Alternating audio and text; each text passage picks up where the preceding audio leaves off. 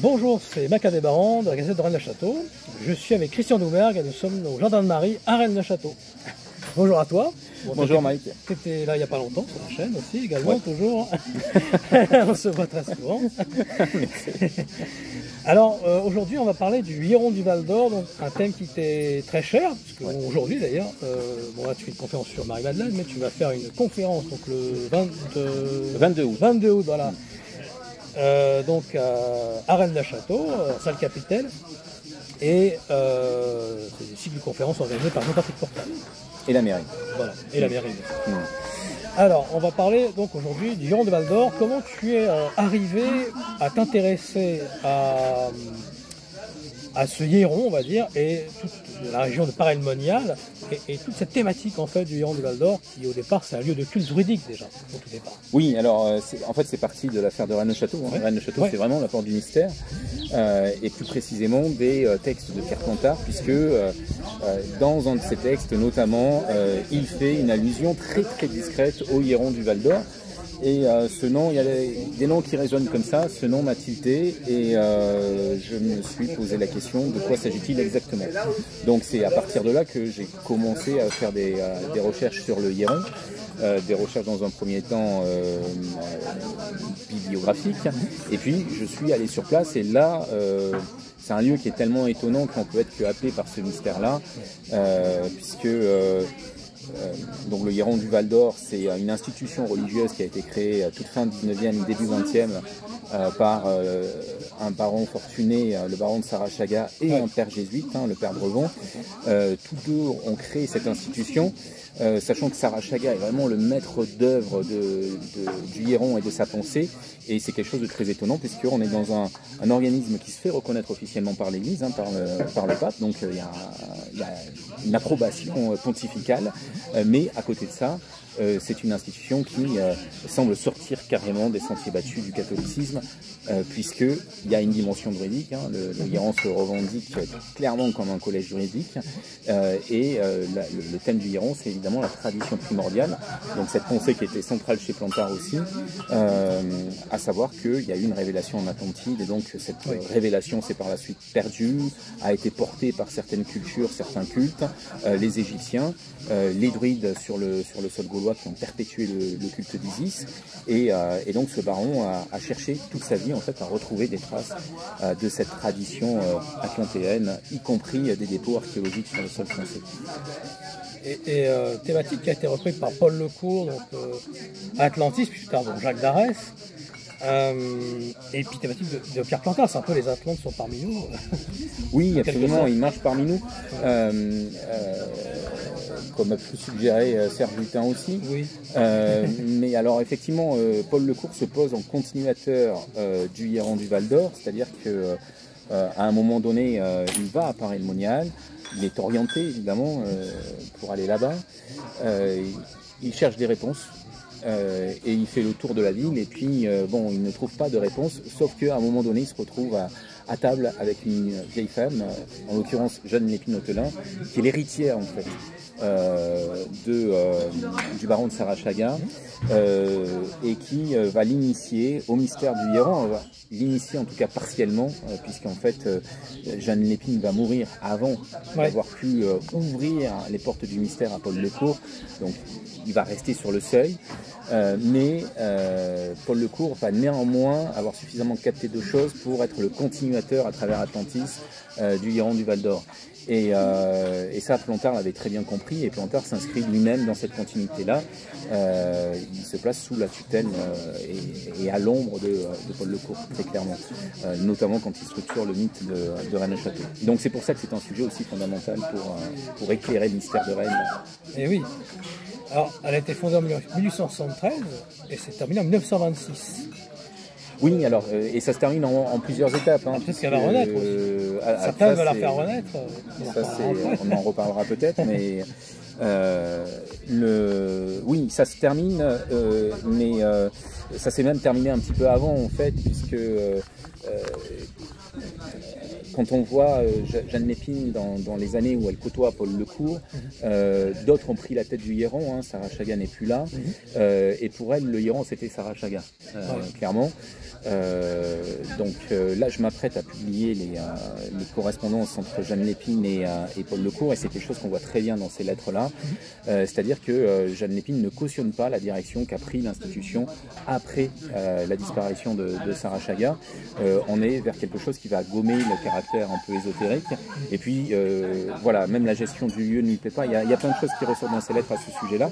Mais c'est intéressant de voir que finalement, le côté ésotérique, il a été incarné par un homme qui porte ce mystère-là en lui, c'est Sarah Chaga. Oui. Et on parle même d'une œuvre de relèvement historique international à la gloire du Christ hostie. Oui, c'est assez, oui, parce que le Hiéron, c'est vrai que son histoire est très mal connue. Hein. Il faut dire clairement que les archives du Hiéron ont disparu. Ça reste un mystère historique. Il y a plusieurs versions. On ne sait pas où elles sont passées. Sarah Chaga, a priori, en avait rapatrié une partie sur Marseille et elles ont ensuite disparu. Donc il y a ce gros point d'interrogation là, ce qui fait qu'on a une vision très très partielle de l'histoire du Hiéron. La correspondance de Jeanne Lépine et de Paul Lecourt que je m'apprête à publier, donc qui est sous presse et qui va sortir mi-août, éclaire un point de vue extérieur, mais l'intérieur on ne le connaît pas. Ouais. Et ça c'est très important de le souligner parce qu'on n'a qu'une surface du Hiéron. On peut s'interroger sur son origine, mais on peut s'interroger aussi sur sa structure interne, sur qui le composait vraiment, sur tout ça, il y a plein de points d'interrogation. Ce qui ressort néanmoins quand on a accès à certains documents, certaines publications du Hiéron qui sont retrouvables en bibliothèque aujourd'hui, c'est que le Hiéron avait cette visée internationale et que c'est pas juste une structure parelmoniale, c'est pas juste quelques personnes, il y a aussi des correspondants au Mexique par exemple, et il y a un vrai travail de recherche qui se fait aussi sur le sol mexicain. D'ailleurs, c'est ça qui est assez fou dans le Hiéron du Val d'Or, c'est qu'il y a des civilisations comme certaines civilisations précolombiennes qui sont considérées comme faisant partie de cette tradition primordiale et donc qui sont jugées de façon très positive. Et on va donc faire des recherches aussi sur les précolombiens parce que là-bas, il y a quelque chose qui dort. Et à contrario, il y a des civilisations comme celle de l'île de Pâques, alors qui sont vues d'un très mauvais œil. Par contre, là, c'est les lucifériens qui sont à l'œuvre. Bon, ça sera un petit peu expliqué dans le livre, mais Sarah Chaga a fait des cartes tout à fait sidérantes et on ne sait pas d'où ça vient. On ne sait pas d'où vient sa pensée. On ne peut pas la pister. Il y a une partie de la doctrine du Hiéron qu'on peut pister, chez les jésuites notamment. Il y a des choses qui avaient été formulées avant, notamment sur l'existence du christianisme avant Jésus. C'est pas quelque chose que les Hiérons inventent. Par contre, sur d'autres questions, il y a une doctrine et une historiographie qui est propre au Hiéron. Et là, il y a un vrai point d'interrogation sur l'origine. Tu parles du Mexique, ça rappelle ces fameux graffitis qu'on avait retrouvés à Gisors, des graffitis qui venaient du Yucatan, au Mexique, à certains endroits de Gisors. Il faudra les dessus peut-être plus tard. Oui, là c'est là c'est ouais. On appelait ça aussi les apôtres des derniers temps. Oui. Est-ce que il pourrait y avoir une accointance avec la Société angélique de Lyon, qui n'est pas très loin de Paray-le-Monial finalement? Alors, c'est pas la même époque, mais on n'est pas loin en fait. Personnellement, je sais pas, j'ai pas travaillé sur la Société angélique, donc c'est pas une question à laquelle je peux répondre. Tout ce que je peux dire, voilà, c'est qu'il y a une structure qui émane de quelque chose, qui se manifeste de façon visible à un moment donné, et on ne sait pas qui est derrière. Mais il y a quelque chose derrière. Ça transparaît aussi dans les lettres de Paul Lecourt et de Jeanne Lépine. Jeanne Lépine ne va jamais lui vendre la mèche, elle lui donne quelques indices. Paul Lecourt, lui, est persuadé qu'il y a, à un moment donné en tout cas, il est persuadé qu'il y a quelque chose de templier derrière. Et oui, ça les Templiers, les apôtres derniers temps, ça rappelle une résurgence templière. Mais ça reste une supposition de Paul Lecourt, j'insiste là-dessus, c'est pas quelque chose, il n'a pas eu des éléments tangibles là-dessus, donc ça reste une supposition de Paul Lecourt, qui se pose vraiment beaucoup de questions là-dessus, et qui, même à un moment donné, écrit à Jeanne Lépine, hein, ses doutes, hein, c'est ce qui sera intéressant à découvrir aussi dans ces lettres-là, qui sont inédites, c'est que Paul Lecourt s'interroge beaucoup, lui il veut des certitudes, il veut quelque chose qui vienne de loin dans le temps en fait. Et à un moment donné, il est pris de doute et il se dit, est-ce que c'est pas finalement uniquement Sarah Chaga? Est-ce que c'est ça, ça ne m'intéresse pas? Si c'est ça, Paul Lecourt dit, si c'est ça, ça ne m'intéresse pas. Bon, il va trouver des éléments concrets hein, dans ses échanges avec Jeanne Lépine, et il va perpétuer l'œuvre du Hiéron, donc il a découvert quelque chose au Hiéron, mais il a eu cette période aussi de doute. Alors à l'époque, il y avait 5 salles, hein, parce qu'il y avait une première salle, la deuxième salle des miracles, la salle des Pâques, la troisième salle. Tu t'es renseigné un peu sur ces salles-là, justement aussi. Il y a une structure, voilà. Le bâtiment, bon, aujourd'hui, il se visite, hein, il faut insister là-dessus, et j'invite tout le monde à aller au Hieron du Val d'Or, puisqu'il se visite. C'est devenu un musée Oui. national, donc un musée d'art sacré. L'exposition actuelle, évidemment, s'éloigne de l'intention première du Hieron, puisqu'on est juste dans une exposition d'art sacré, un musée d'art sacré, Oui. mais la structure reste. Et cette structure, évidemment, elle est très symbolique, très initiatique. Donc il y a cette salle des fastes au centre, qui est vraiment le cœur mystérieux du Hieron, avec 2 fresques sur 3 qui restent visibles. Et ces fresques sont très étonnantes. C'est vraiment l'histoire de la tradition, d'un côté en Égypte, avec donc cette vision fascinante du sphinx et de la porte entre les pattes du sphinx qui est là avec des gardiens habillés en blanc, et ça peut poser effectivement question, qui sont ces hommes en blanc qui gardent ce seuil là, et il y a Moïse donc, et puis de l'autre côté on est dans le Val d'Or, au pays des Celtes, donc avec le rocher de Solutré, avec ces visages isiaques qui sont taillés dans la roche et qui pour Sarah Chagar ont vraiment existé mais ont été érodés par le temps, donc ça remonterait vraiment très très loin dans le temps.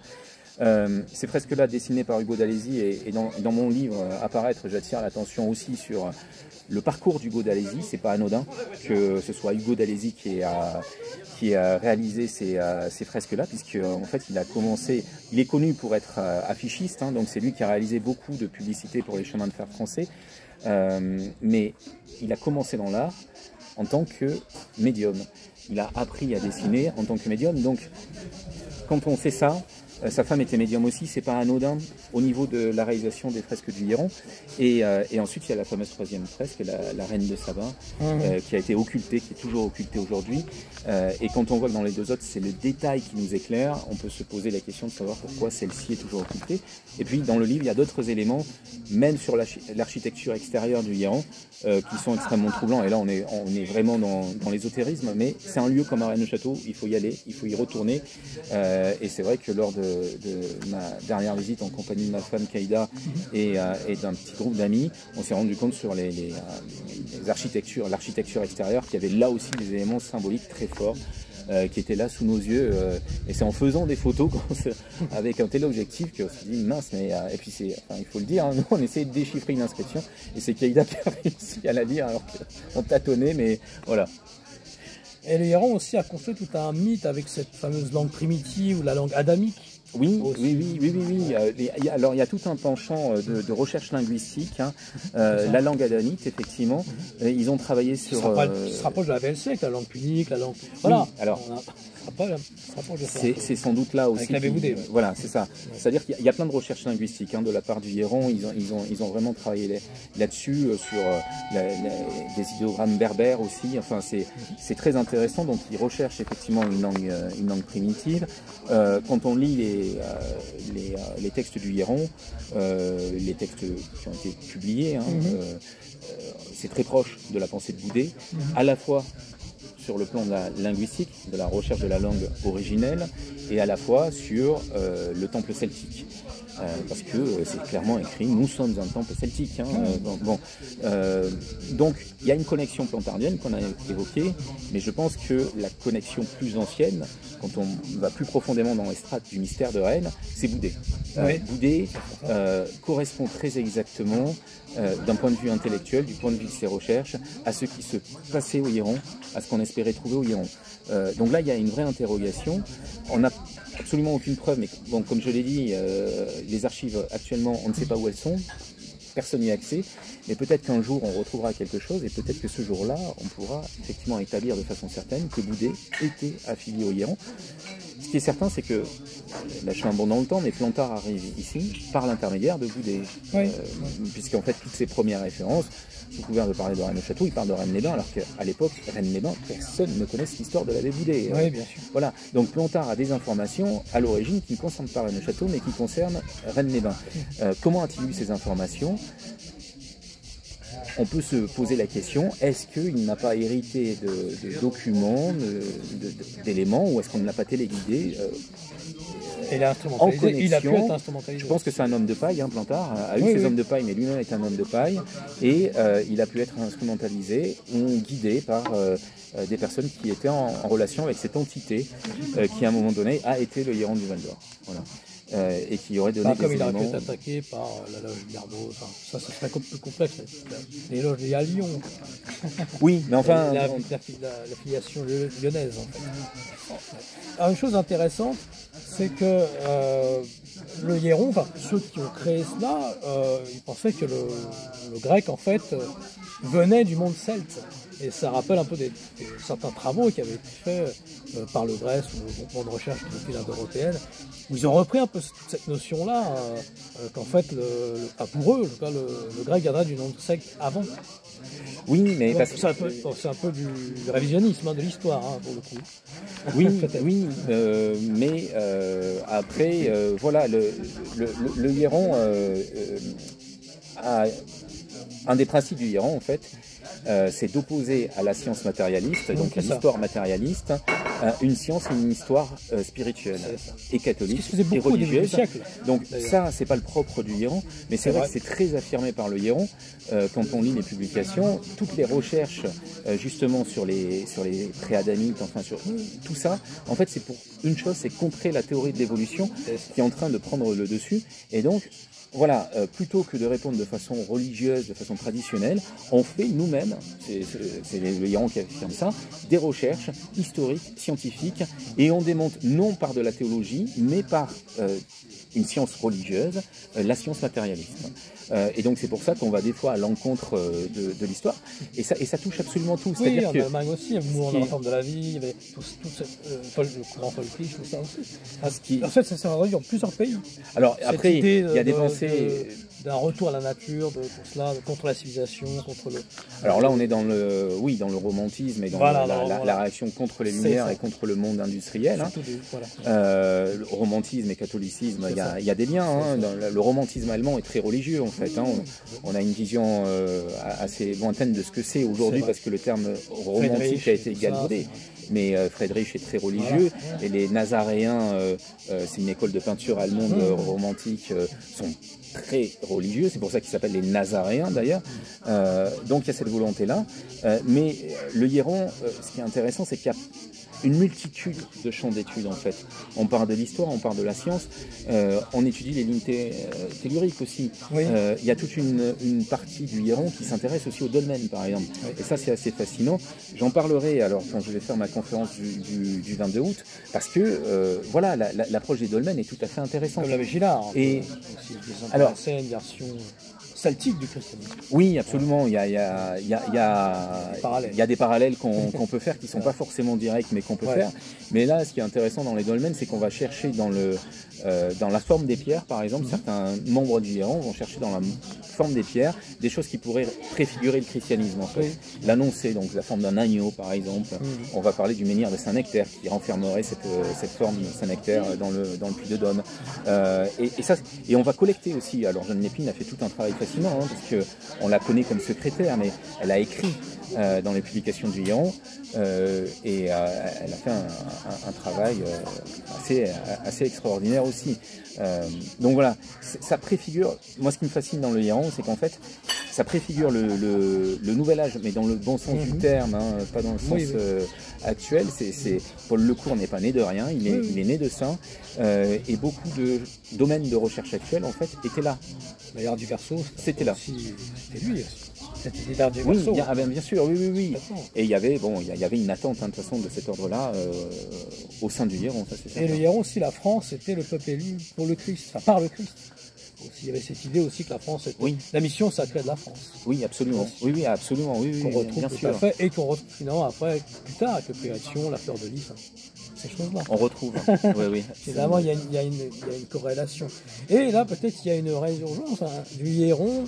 Alors, on passe le bonjour à Romuald Cassio et à Philippe de Paris-Monial. Peut-être qu'il va présider quelque chose. On ne sait pas. Rédibo, tu avais fait d'ailleurs ça. Oui, j'ai préfacé absolument son roman, qui est un roman inspiré. L'âme était immortelle. Et oui. Et non, mais il y a une attente par rapport à quelque chose après. Voilà.